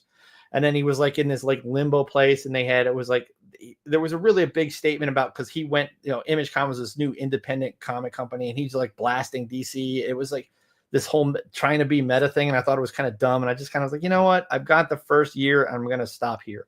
Stop there. So I stopped there. Yeah. But I mean, they had some really cool stories in Spawn, and it went on for a good long while. Shabby, back in the day, Marvel did full covers for pretty much every comic #1. I never knew that. TJC wants to know, was that Excalibur #1 I saw? An Excalibur comic book I saw, Matt, yeah? Yes. It's what caused the big comic crash in the late 90s. Wow, I never knew that. HBO Stunt, I never knew there was a cartoon, so I'll have to have a look for that. I don't have many comic books. Here's more Spider-Man and the Straczynski run. I don't have many comic books, but I really love the 90s Spawn live action. There's a movie on, of course there is. There's a movie on Spawn, isn't there? Yeah. Was that 90s? Glad I didn't have comics as a kid. Sounds like fuel. So here's another foil one. It's like Venom. Yeah, they were. I never knew you had all these comics, Matthew. I never knew. Honestly, because I've had them for years, and they've been in these long boxes for years. This is the first time I've probably pulled them out. Yeah, and I was like, well, and I was really kind of inspired. Like I said, I was inspired by that one Thursday night one you guys were doing. And let's see, here's some old X-Men. So he wants to know, Matt, do you let any of your children read your comic books, or are they just for you? These have been in boxes, and I've gotten comics for my kids, and they have their own stuff to read. Like I said, these have been in here for longer than last time I looked at these, my kids weren't even born yet. Wow. Yeah, they've just been in boxes and off the to misprint the to Venom #1 is worth a small fortune. A misprint of it. I would love to see if they made a great film with Venom. Yeah, I ended up seeing all 3 of them because my oldest Colin. Crying out loud! Oh, never mind. It's the school. My kid's been homesick, so. Oh right, yeah. He wasn't in school today. Yeah, no kidding. I got some. Is he not? Got some old X-Force. Wow. So let's see here. There's an old X-Men. Oh, X-Factor. So you've got, Si, do you have long boxes, Si, that you keep stuff like this in? Because I know you've got a big library wall, haven't you? Yeah, well, that's just where I put like my main that are worth a bit, and comics that I want to keep nice and stuff behind that wall. But a lot of them are just like that in boxes and bags and everything, all in the loft. Should get them all out, shouldn't I? Yeah. Maybe we should do that on a Thursday, Si. Get it all out. We'll do that on a Thursday. Oh, chance. This is like a kids don't do drugs kind of thing. Amazing Spider-Man. Little run that they did. They're all in good condition too, these, aren't they? Well, I was really at that point when I started reading these, like, a lot of it was when I was like I was like early teens. Yeah. And I was kind of like, like some of those old Marvel Spider-Man ones that were like, I read them like 50 times and left them on my desk, or whatever. But when I got to this point, it was like, I'm going to figure out a way to take care of them. Ricardo wants to know, how many comics do you have in your collection book? Oh, I don't know. I have like 4 long boxes full. I've never counted. And what's in a long box? About 200. Yeah. Okay, Jeez. So here's where this is the first one when I got into reading more comics. This is the story, the death of Jean DeWolf. And it's the Spectacular Spider-Man. So this was actually the first one I bought, and I had to go back and find this one later because it was the first step. But yeah, these were this is the one where Daredevil figures out who Spider-Man is, because like he's something happens with Aunt May, and like she's the victim of a crime, and Matt Murdock is defending the possible perpetrator, and Peter Parker loses his crap on him at one point, and And Matt Murdock's like, you know, because he can tell by the heartbeat, oh, that's Spider-Man. And I was like, but he's not Spider. He's so later on. So he knows through this whole story that Peter Parker's Spider-Man. And there's a point at the end where like the guy is like, you know, the guy, the Sin Eater guy is getting taken out. They're taking him out to take him to I think because he was a former agent of S.H.I.E.L.D. Right. And they're taking him to some S.H.I.E.L.D. facility because he's got like some kind of super shoulder serum in him and stuff. And Daredevil's there trying to defend him from this mob. And Spider-Man's like, nah, let him have it because he killed, you know, this Jean DeWolf was a cop that worked with Spider-Man. And he finds out after she's killed that she really liked him. And, you know, and he thought, you know, there could have been a relationship or something there. You know, they cared for each other. So he's like, no, let him go. I don't really care. And then, but while and Daredevil's getting overwhelmed because the sound's messing with him and stuff. And he goes, Peter. And so Spider-Man comes down and saves him, stops. He kind of snaps Spider-Man out of his funk. And at the end, they sit there and they talk about it. And Daredevil tells him he's Matt Murdock and stuff. So that was really kind of a neat thing about that and that story. Gaz Becky says, what a great collection of comics, Matt. Our Des says, what has Matt got his ghost balanced on? So let's just make him even bigger. I have it's a keyboard stand. I have a keyboard as I'll play every now and then. Yeah. And I haven't been using it in a while. And I was like, I tried to set it up on this table. If you can see, it's kind of a mess, but it's like a Rebel hangar. There's like pilots and droids and like, yeah, that looks awesome. X-Wing and stuff there. And I tried to redo it. I was going to just have the Falcon, the Ghost, and my Razor Crest on here. And then I was like, I have nowhere to put everything else. So, and I figured out I could put it like this, and it looks like it's coming in for a landing. And looks cool. Yeah, so that was just kind of the way I could set it up. There was I got to see if I can find it. Good. It's in here somewhere. But it was Kraven's Last Hunt is in here. That was the one. As far as stories go, that was great because it was the last time they really used Kraven. He like in the first issue of the story, he kind of Kraven lures Spider-Man into a trap, and Spider-Man's okay, here's where I'm gonna get trapped. You're gonna tell me you're gonna monologue your plan and everything. Yeah. And it ends with Kraven just pulls out a rifle and you just see him shoot him. And you're like, holy crap. And then what he does is he takes him back to his estate, buries him. Yeah. Then he puts on a suit and he's running around being Spider-Man. And it's right after like they did the big annual where Peter Parker marries Mary Jane Watson. And so she's wondering where he's at. And then she sees him out like, oh, he's being Spider-Man. And she goes to see him and she realizes that the guy in the Spider-Man suit isn't Peter. And then like it's a 4-episode arc, and an episode is like at the end of episode 2, you see a hand come out of the grave. It's like Spider-Man digs himself out and he goes into the estate looking for Kraven, and Kraven's like, look, I could have easily killed you. And that's it. I could have been, if you want, you're only alive because I just didn't want to kill you. And he says, and I went out there and I was being Spider-Man and I'm better than you and everything else. And it's over. And so, but at the same time, he's done something. The lizard's out there. He's got to go get him. And he says, right now, the lizard's out there causing havoc and you got to go stop him. And then right after Spider-Man leaves to go fix the mess, Kraven just walks into his study, pulls out a shotgun and blows his brains out and ends it. Jesus. And then, so it was like, and you don't see Kraven again. And it was like, I got to find it. Delbian says, here. Matt knows his comic love, extensive collection. I'm surprised, Si, aren't you? Because I honestly thought this is all going to be Star Wars. Do you know what I mean? So yeah, I because I'm kind of, the Star Wars guy and everything Star Wars guy. But I want to do something different, a little bit. It's awesome. Yeah, it's good. I'm trying to find, here's Spider-Man 2099. But I'm trying to find it. But like Todd McFarlane, Spider-Man #1 brought him back kind of as like it was somebody else.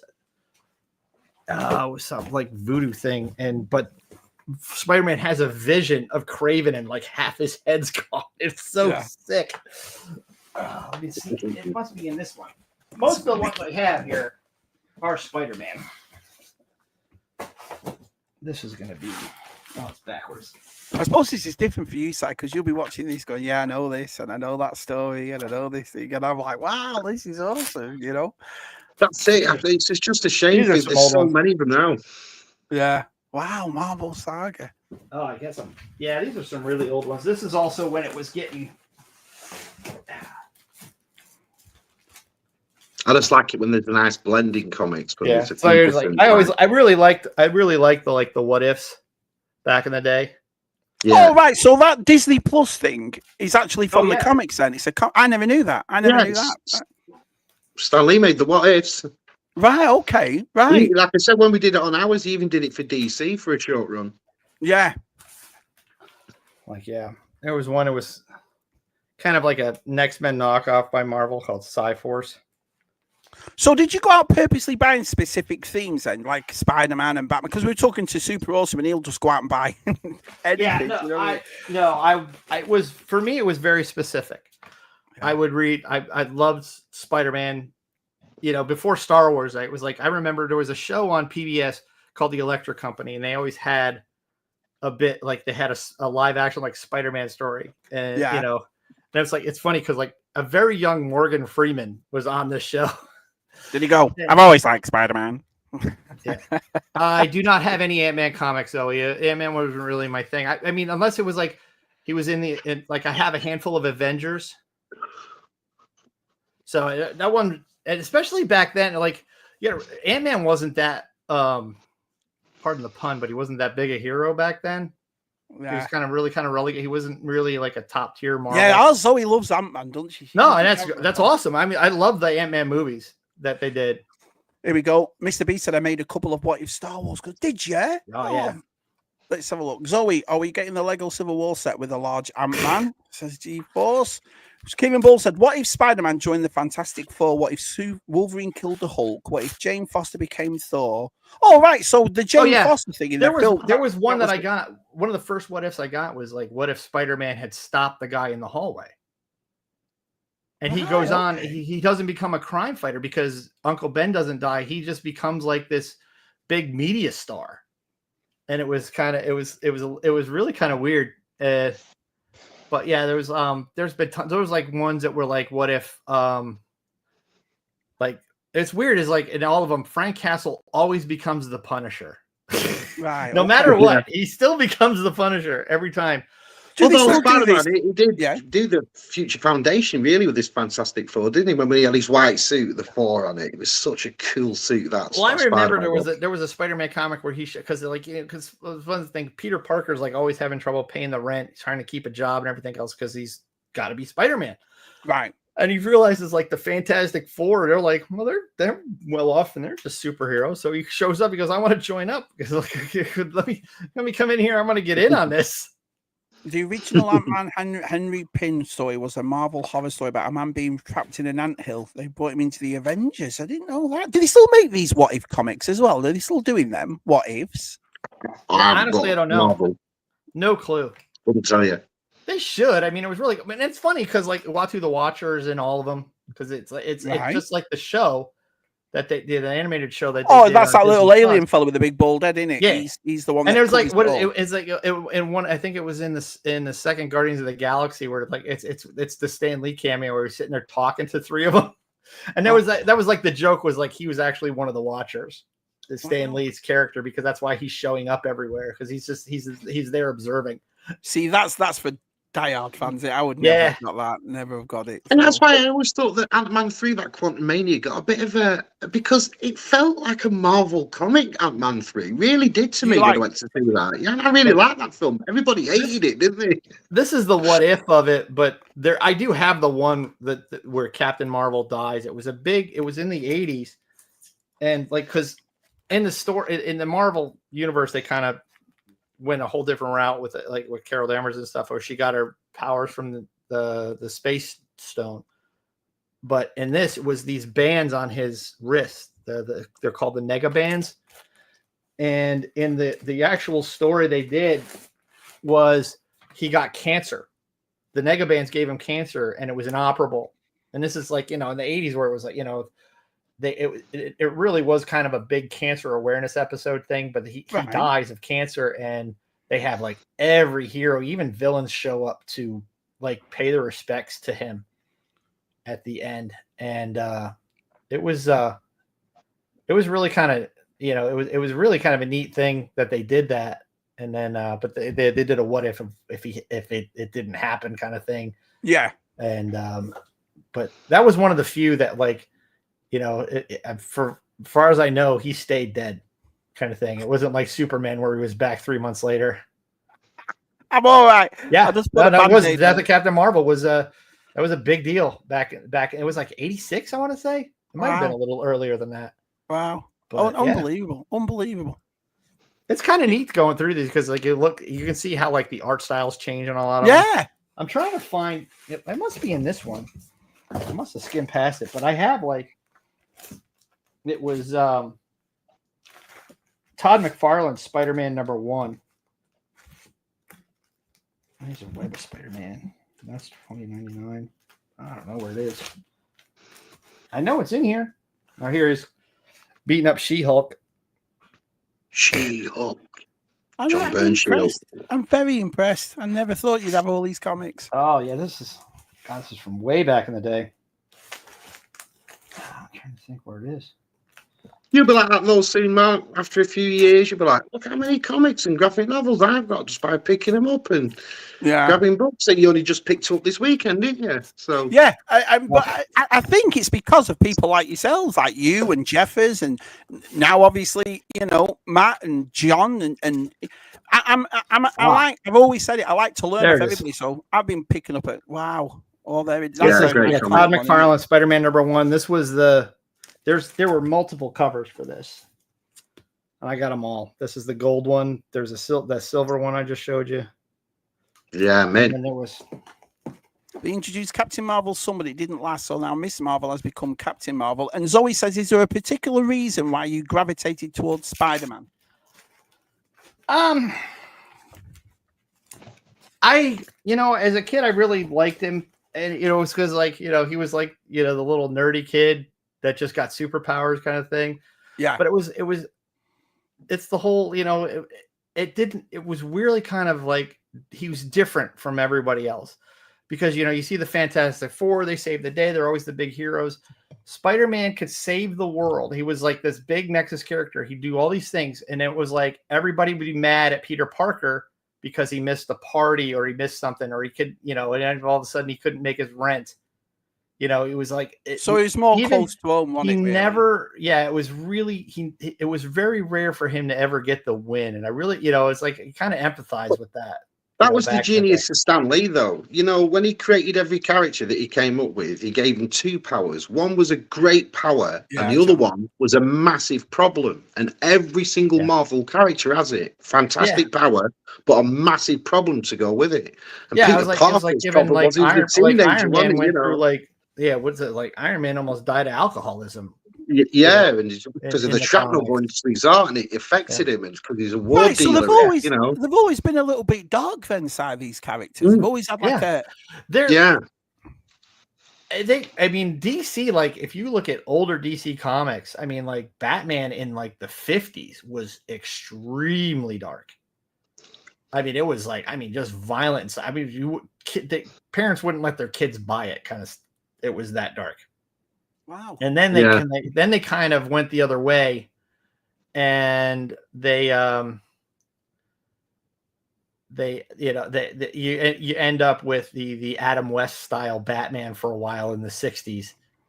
And then they kind of went problem, back. No, that was the greatest Batman ever, so that wasn't a problem. Well, I'm just it was a very different shift in tone. I'm not saying better or worse.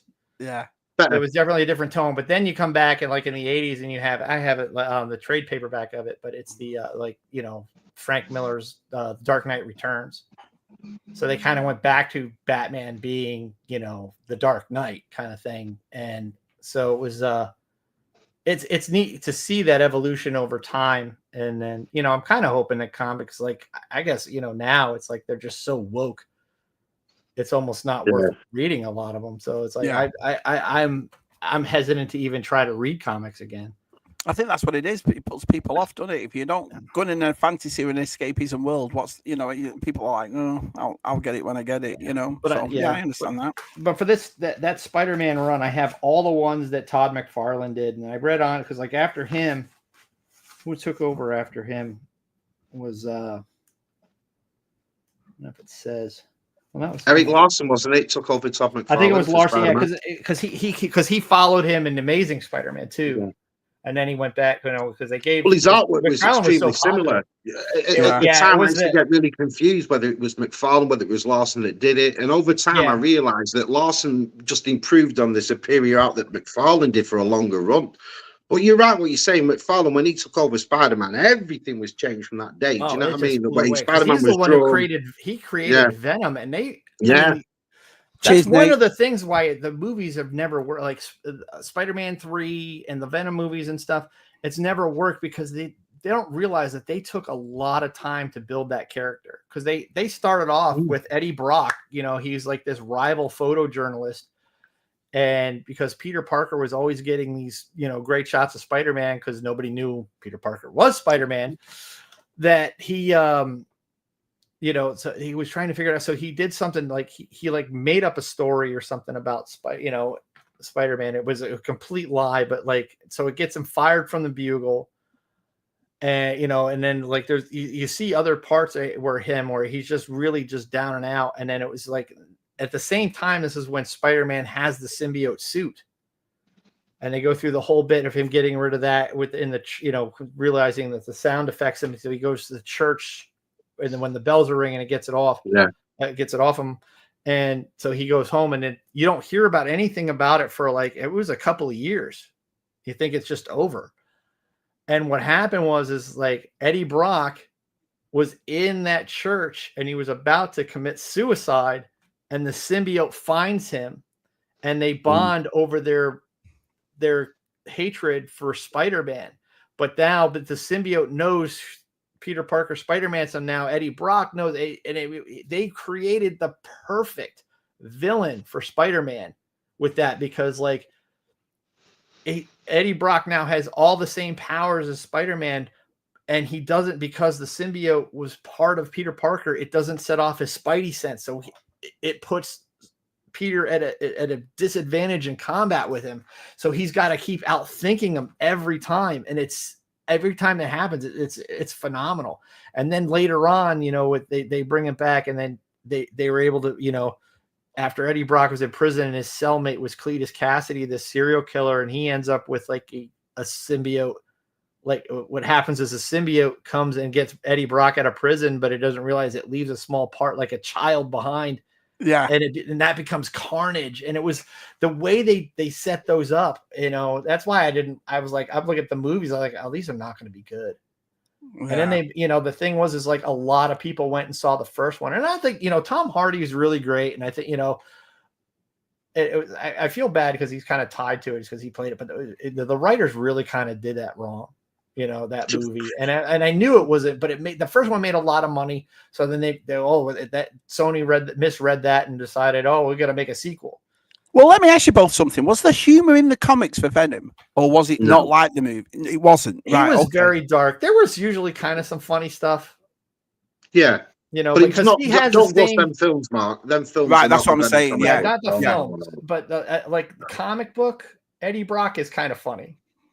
Because he has, with the symbiote, has the same sense of, we gotta, the with great power comes great responsibility, but it's kind of got a dark turn to it. So, because he has no problem killing people. Yeah, and it's the all of it from the break of the Incas at Marvel, just loving that black suit. That for once they could spend so less time by drawing red lines and all the black markings for Spider-Man, that it was just a black and blue colored suit. Oh, yeah. The love of that never left him, even though obviously we was always going to go back to the red and blue. It's the iconic Spider-Man suit. Well, that's how it was because of Venom that he did. What happened was because what Eddie Brock does, knowing that once he finds out that Peter Parker is Spider-Man, he goes after Mary Jane. And Mary Jane is so traumatized by the black suit. Peter just rips it off. I'll never wear it again. And she actually ended up making. That's why he goes back to the red and blue. And Zoe, I absolutely loved the 2 Spider-Verse films. I love them. I've never seen one all the way through. The third one. Oh, they are. Oh, you're joking, man! Right, it's so weird. So my kids are like, "Oh, you've got to watch this." Awesome. They are awesome. I love them. My youngest, Rowan, loves the Miles Morales from those. He's never read a Miles Morales comic, but he loves Miles Morales in the Into the Spider-Verse and Across the Spider-Verse. And I cannot wait to see the third one. I don't know what's the matter with me. Every time I've sat down and watched it, I fall asleep within 20 minutes. Them must be typical of movies. I don't know why. I don't know why. My kids love him. My kids absolutely love him. So they are. Yeah, I love those movies. They are awesome. But anyway, there was the tubs or the comics of our Matt.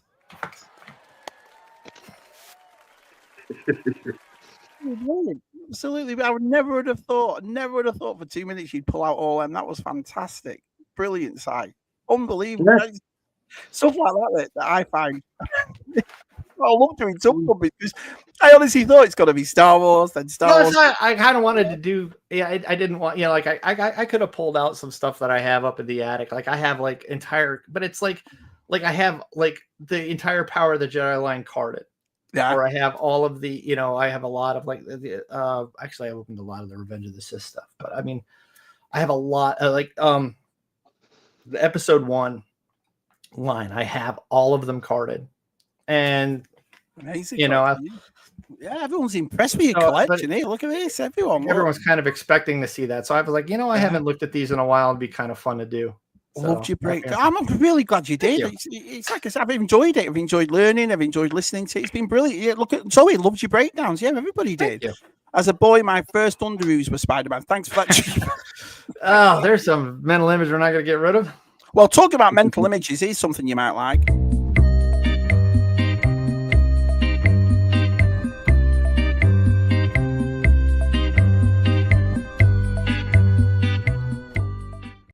So, magic of the mind. This is the part of the show where Sai. Now, you've watched Tub Thumpers. You must have been blown away by Sai's magic. You've got to have been.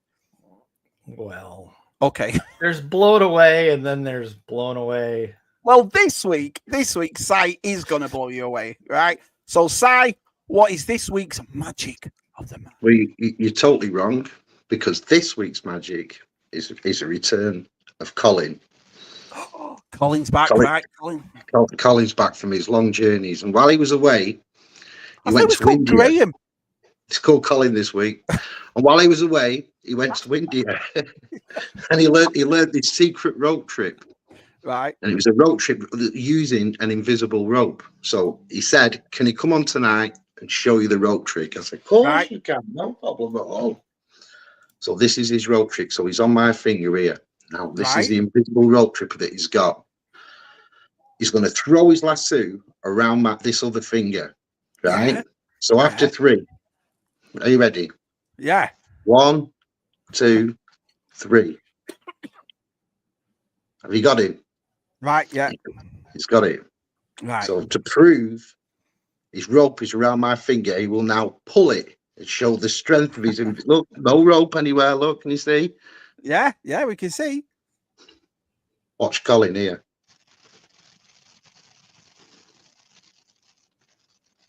Shazam. What did...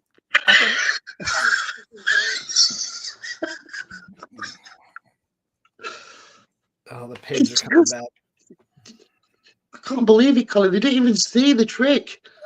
Just do it again. Just do it again. I was expecting him to walk across, weren't you, Matt? I was like, all right, he's going to walk towards again. Like, he's learned the secret rope trick of India. Right. He's going to lasso around this finger. Yeah. It's thrown the lasso around the finger, but it's an invisible. You can't see the lasso. Look anywhere. Oh, right. Got you. So he's to prove it's there, watch you pull my finger using the lasso. Right.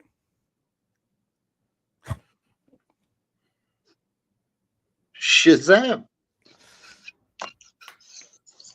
Words cannot express. Thank you, Matthew. What I That's That's absolutely brilliant. That's so shit. I have no words. Oh, None. God. None Oh, whatsoever. God. You've had a week. You've had a week. He might make a return.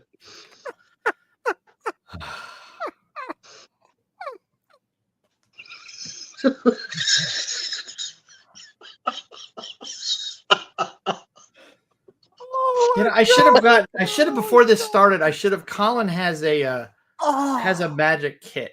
Yeah. I should have gotten one of those tricks out. So brilliant. Sorry, absolutely brilliant. Oh, good grief. Well, let's see what everyone is saying about Size Magic. Well, first of all, TJC says awesome collection, Matt. Thank you, TJC. Yeah. Awesome comic book collection, says our Thank Kieran. you very much, Kieran. Loved your breakdown, said our Zoe. It's as a boy. Yeah, we read that one.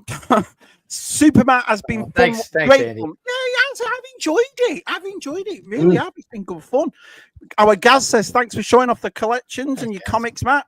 Brace yourselves. Well, are you braced, Cox? Are you behold. Look at Rhino. Time for sorcery. Oh, look at Jivos. Hi, Colin. Pods, they are. Now that's magic. Kieran told Polly. Oh, holy moly! It's a ghost rope. Oh, sigh. Look at them pissing themselves. Brilliant. What? Oh, Ricardo says, great collection of comics, Matt. Shabby. Thanks. Shabby and Sign, another great tub. No, happens when you get great guests on. Get great Tub Thumpers. Q's laughing it. Oh, you were awesome, man. Speechless, simply speechless, says our Des. Well, you know.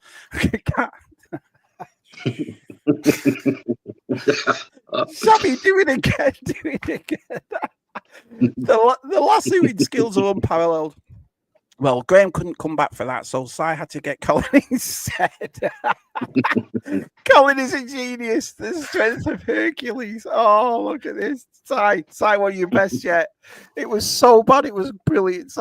My chest is aching, Si. That was so funny. Because I'm going. I'm waiting for this cock coach to move over to your other finger, and I'm like, what does he mean? So stupid, Si. So stupid. Oh, brilliant. Oh, Si, brilliant. Brilliant. Colin, you were amazing. Si, watch out. Oh, God. Bring Zoe. Oh, I was speechless last week. Speechless last week too, Matt. So this week, Si made an invisible cockroach size rope disappear. This is my shocked face. That's his shocked face right there, Si. Shocked. Amazing, Colin. Oh, God, Si, that was funny. So, Simon does magic tricks. Roji make me see magic things too, or Roach Ghost. Speaking of size kind of language there, Rhino. Is Colin a Jedi? I swear he was using the Force. What's that size version of my finger? Hilarious. Oh, absolutely brilliant. Oh, Si, brilliant. Anyway, Matthew, what's next on your channel? What's coming up? I was working on, like, a long time ago, like when they first showed up, Dark Troopers showed up in The Mandalorian. I did a video about, like, because I have the old Dark Troopers from, like, Dark Forces that they made from Power of the Force 2. And then Legacy Collection and stuff. So I did a video on that, and it was really one of, like, the first videos I did that got, like, over 1,000 views, and I was shocked it did that well. And I thought about, because they made new Dark Forces or new Dark Troopers for the Mandalorian style, I thought about kind of revisiting that. Yeah. There's a couple other, like I said, I just got this guy in. I was going to do a comparison with the other IG-11 and the other figures that come with it. Oh, yeah, sure. It's the IG-12. And I've got, you can see, it's like the Grogu in it. It comes with a little Anzellan who's up on, you can't see it. There's a shelf over there that has, like, The Last Jedi and Rise of Skywalker figures. So I put the little Anzellan figure up there to make him like, it's like a little Babu Frick. Awesome. Awesome. Well, me and Si aren't doing a stream tomorrow night because that means you've got me all week and no one wants to see my big behind all week. So we're doing Tub Thumpers today, but then we've got ZSR on Friday. It's we're doing art on ZSR on Friday. So Si's going to show us how to do art, and everyone's going to be joining. So we've got a couple of guests on ZSR, and then we've got Stu's 24-hour, haven't we, this weekend? So yeah, that starts this weekend. So we'll all put in for that. This is really good as well. Look at this. So Jonathan says, you really can't put a price on entertainment of this quality. Kieran writes 50p. You can't get this on the BBC or cable. Si, have you got some magic ready for the NEC show? Si, what do you reckon? Well, I can honestly say to you, the magic is purely for Tub Thumpers. Come to the Tub Thumpers, you get to see the magic. Anywhere else, it just doesn't work. My magic just does not work anywhere else but the Tub Thumpers. Is it like a special space for your magic, a magical space, Si? Is that what it is? Doesn't work anywhere else. Oh, brilliant. Like, maybe the Special Irish channel seems to have everything, not Si's magic. It was too good for the BBC. I agree it was too good for the BBC. Amazing episode. Well, let me ask you, Matt, was there anything else while we've got a bit of time left? Was there anything else you wanted to show or anything you wanted to pop up, or was it just your comic books you fancied showing? No, I think that was about it. I mean, you see the ghost. Well, which I agree with Mark, whereas it's good to see that people that you're dead sure, Mark, what do you think Matt's going to show this week? It's going to be Star Wars. It's going to be Star Wars. And then you don't. And it was the same when we had Keith Guppy on and a few others on, when they show something that makes you go, no way. Do you know what I mean? Yeah. Like, would you have said, Mark, Matt's a Marvel comic collector? No chance. No chance. I would have just said the same. No, pure Star Wars, Matt. Pure Star Wars. So it's funny that, you get people on and they do surprise you in a lot of ways, like with their collecting of stuff. Well, I'm glad I could make it interesting to do something a little different. You were great, mate. You were absolutely great. And then next season of Tub Thumpers, like I said, we've got about 4 or 5 more episodes to go. Next year of Tub Thumpers, next season, so it's going to be the sequel. So in other words, all the guests that have been on, they're more than welcome to come back and do a second part of Tub. So you're more than welcome, Matt, to come back if you want to do a second part of Tub Thumpers. It'd be awesome to have you. Has Matt got a magic trick? I bet it would be better than Si's. Well, why would it be better than Si's? Si's is like proper magic, Kieran. No, just can't get the audience, can you? Just don't. I tell you, Si. Ignorance in the audience is untrue. Ignorance. I agree, Simon. I show them the secrets of the universe. And this is what I get, innit? Tell you, it's disgusting. Kieran, answer Keith's, I can answer Keith's question there. Yeah. That is an Lenovo Stormtrooper setup kit that I built. I've trooped it in a couple of times, and I'm just trying to get out of the way here. But if I were to try to put that on now, it would look like I'm trying to put Pillsbury biscuits back in the tube. So I just got a mannequin for it, and so it stands there and stares at it's right across from the door to come in. So when you walk in here, the stormtrooper looks brilliant. Absolutely brilliant. Yeah. Wonderful stream. Cheers, Wiz. Nice to see you, buddy. Si, 9 out of 10 Ghost Dinosaurs. Thought your magic trick was amazing. See, some people like it, even if it's Ghost Dinosaurs. Si, I'm giving you my finger for going. Wizzy, yeah, good old Wizzy's here. Wow, that's awesome, mate. Love that. Yeah, it's an awesome Stormtrooper. What's your favourite thing in that room? What's your favourite thing in there? Before we go, what's your favourite? So, in other words, if you had to get rid of everything right there, Mr. Matthews' collection, what would you keep? Oh, I'd probably keep the Falcon. The Legacy Falcon right here. The Legacy. Yeah, it's lovely that. I mean, I was a kid, 6-year-old me watching Star Wars. I mean, I just, I've said it in other streams where we've talked about it. It's like, it's one really very vivid memory I have, like, was my dad taking us to go see Star Wars that summer. We were actually on vacation at the Jersey Shore. It was like a bunch of us that went, and I'm sitting next to him with the tub of popcorn, and, I'm 6 years old. He's got to read the opening crawl to me because I couldn't read that fast. And I was just blown away. I mean, like that, the opening scene with just the Star Destroyer coming over your head. And it was like, you never saw, didn't see anything like that in movies till then. And then it was like, later on, because like when I was a kid, a lot of kids are, I want to be Luke Skywalker. And I was like, I want to be Han Solo. I thought he was the coolest character in the show and the movie. Yeah. And it does and his ship. I mean, ultimately, if you think about it, the ship is a character in and of itself. Definitely, 100% agree. And when I was a kid, that was the one toy. It was like me and my best friend. I mean, between the two of us, we probably had all the vintage stuff. Like I had the Death Star. I still have it. It's over there. But like he had the Millennium Falcon, and like we each had walkers, and we each had snow speeders. He had the Twin Pod Cloud Car. He had the shuttle. I had like the troop transport. And we played together all the time. So I never felt like I was missing out on having the Falcon.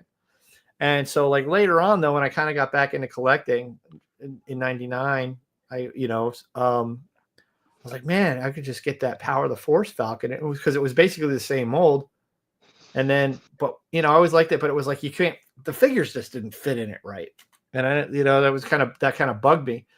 And then, in 2010, I think it was 2008 when the Legacy Collection Falcon came out. I remember because I was working a mid shift. And I get off work at like 7 a.m, and I drove to Walmart. It was the day that they were supposed to come out. And I drove to 2 different Walmarts before I went home to find it. And it was like, because I had the next few days off because my crew rotation was done. And so my wife gets up at like 8, 9 o'clock in the morning, and I'm downstairs in our basement in the house, and I'm putting it together. And she's like, "What did you do?" I was like, "I had to get it. It was like, it's kind of funny is like, because this came out, it was like $150, and I was like, for $100, it was the ATTE from Attack of the Clones, and I was like, well, I could get one. I loved them both, and I was like, well, I'm getting the Falcon because the original trilogy for me is is still my favorite thing. And Matt wants to know what's the brown ship next to the troop transporter. I know what this is. It's awesome. Which one? He means the big Star Tours. This here? Yeah, I think Rhino's just said it as well. Yeah, it's that. Yeah, it's from Galaxy's Edge. Yeah, this is not the one next to it. He means not that one. The one next. Yeah, the actual Star Tours one. Oh yeah, that's the. That's the Star Speeder 3000. I did a video on it. Your video was awesome on it. Loved it. Thank you. Mark, he actually meant that brown one, Mark. He says, what's the brown ship next to the tree? That's how I thought I read it right. But yeah, this is. Might as well show the brown one while you're here. If you watch, it's actually red. It's just kind of the lighting. But this is the Rise of the Resistance. At the end of the ride, it's actually the ride vehicle is in it. So like this is what you get in when you're escaping from the First Order. I filled it with figures. I filled that too. I mean, there's so this is what you ride around in, and at the very end, because the Resistance shows up and they're helping you get out, and then what it is it goes into this escape pod, and then this drops. It takes you back to Batuu. Is that a Disney? What is that like a? This a was available. I got it through Disney. I got it from through the Shop Disney, but yeah, they offered these in the parks. Awesome, for the longest time. Yeah. There we go. Let's have a look. Yeah, I thought it was the right one at the end, though. Right, Chasing 80s. Good old Mr. Mira. Great street, lads. I had it on in the background while I was working. Well, thank you, buddy. My Merlin beard. Magical banana is out of this world. See, it was that good. Don't listen to Kieran, Simon. I love you, my brother. It was that good that even Chasing 80s had to come on and just leave a comment about how he was blown away. Do you know what I mean? So you've got to look at it that way, Si. Well done, Simon. You've blown everyone away.